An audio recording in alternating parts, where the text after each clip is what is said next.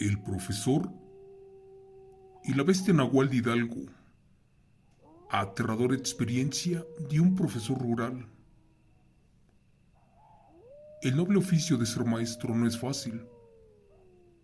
Algunos dedicamos la mayor parte de nuestra vida enseñándole a niños en comunidades indígenas, lugares muy apartados del país. Por eso, algunos maestros han perdido la vida en este trayecto. Otros más han sido secuestrados por el crimen organizado. En mi caso, a mí y a otros maestros, se nos apareció algo aterrador, algo indescriptible, algo que si yo les contara, dirían que estoy loco, pero al final de cuentas es la pura realidad, y por eso les quiero confiar esta aterradora experiencia como profesor rural en un pueblo muy alejado. Cuenta mi historia que en mis primeros años de servicio como maestro rural fui asignado a una comunidad muy retirada en la Huasteca. Para ser precisos, a diario caminaba un poco más de 3 horas entre la sierra y veredas, pues en ese camino era imposible que entrara un vehículo. Además, debo recalcar que no se contaba con servicio eléctrico ni agua potable en esa comunidad.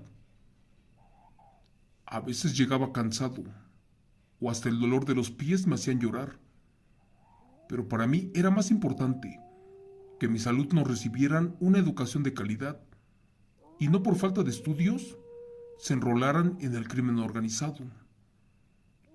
Por eso puntualmente tenía que trasladarme desde mi casa el mero día domingo, esto por la tarde, para llegar a la comunidad a donde daba clases. La verdad era una travesía. Al ser muy retirado el lugar, era normal que el trayecto durara muchas horas. No sé si los padres de familia me querían asustar, o si en ese momento me decían la verdad, pero allí no dejaban de decir que si en mi camino me encontrara a una enorme serpiente, a un perro negro o a un lobo, e incluso a una mujer muy bonita, que no les hiciera caso y que no dejara que me tocaran, porque sin duda eran bestias, aquellas que te perdían en la oscuridad y otras más que te metían a lo más profundo del monte y que devoraban tu alma, que si corría con esta suerte, solamente quedaría loco y al final de cuentas, solo eran viejas creencias, aquellas que contaba la gente del pueblo. Al llegar a la tercera parte del camino, a donde se divisaban las demás comunidades, me detuve para comer unas gorditas, aquellas que mi madre me hizo, justo cuando salí de la casa. Les juro que al empezar a comer, vi que del monte salió un enorme perro negro, por cierto muy flaco, pero uno con unos ojos muy particulares. Al verlo bien imaginé que estaba enfermo y que tenía roña, posiblemente una infección en la piel. Pero este animal, aunque no lo crean, tenía algunos rasgos que lo hacían humano. No le di más importancia, porque yo no creía en esas cosas, aquellas que no fueran de Dios. Para mí no existe el tema paranormal. Los famosos nahuales, las brujas y los pactos y todo lo que la gente cuenta en los ranchos, para mí solamente eran falsedad. Yo solo creía en la ciencia. Y es que además de ser maestro, daba clases de física y otros temas particulares. Pero al final de cuentas, allí comprobé que todo esto es muy real y que sigue pasando en pleno siglo XXI. Cuando le di la primer mordida a mi comida, este animal me miró con una cara de hambre. Parecía que tenía días de no probar alimento. Al principio no le hice caso y le di un trago de agua a mi botella. De repente sacó su lengua, como pidiendo que le diera o que se la compartiera. No pude con esa escena y para eso le di un poco de mis alimentos, además de un sorbo de agua. Les juro que el pobre animal se veía que le estaba pasando muy mal. De hecho, tenía demasiada hambre. Aunque no me lo crean, se comió 2 gorditas de carne y se tomó casi la mitad de mi agua. Yo dije unas palabras, hoy por ti y mañana por mí, y creo que el animal me escuchó, porque allí pasaron cosas impresionantes. Después de unos minutos, me dispuse a seguir mi camino, para tratar de llegar a la comunidad antes del anochecer, y así descansar en esa casa donde estaba pagando, para que me dieran alimentos, hospedaje y agua. Pero ahora yo no caminaba solo, porque escuchaba unos pasos atrás de mí, y al voltear comprobé que era seguido por el extraño perro, aquel con que había compartido mis alimentos.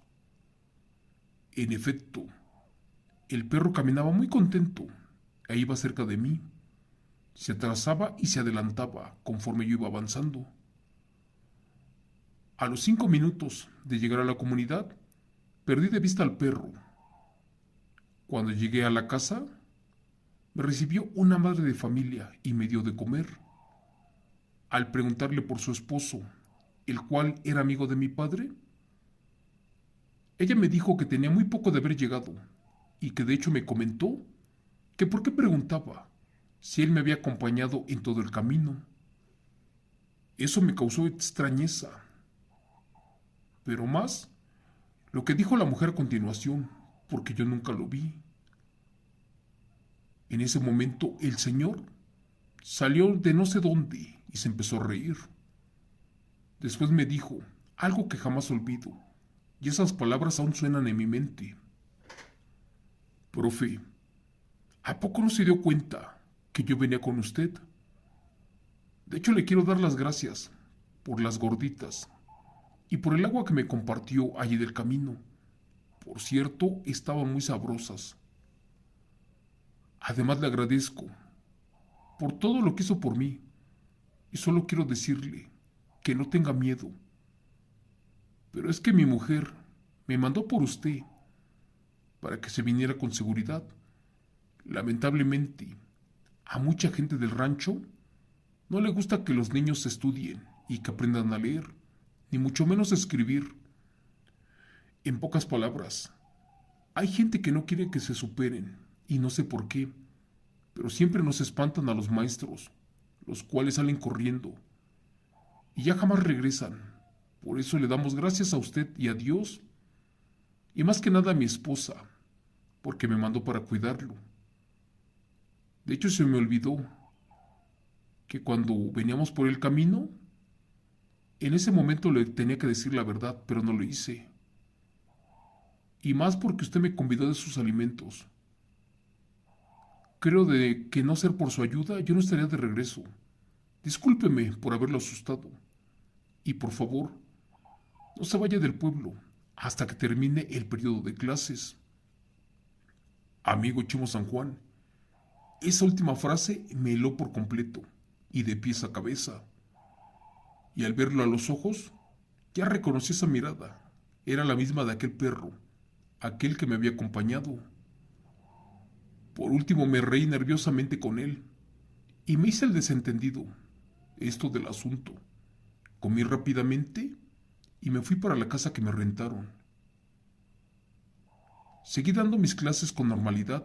De hecho, estaba asustado, pero a la vez tenía mucha curiosidad.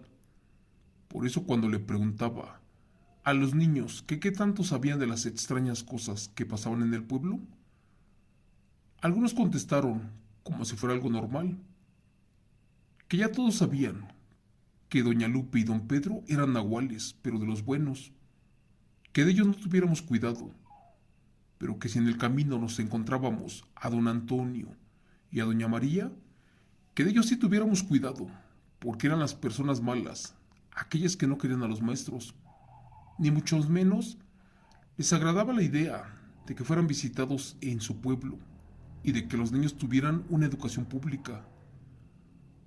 Al escuchar eso, sí que me dio mucho miedo y comprendí por qué pasaban las cosas en aquel pueblo.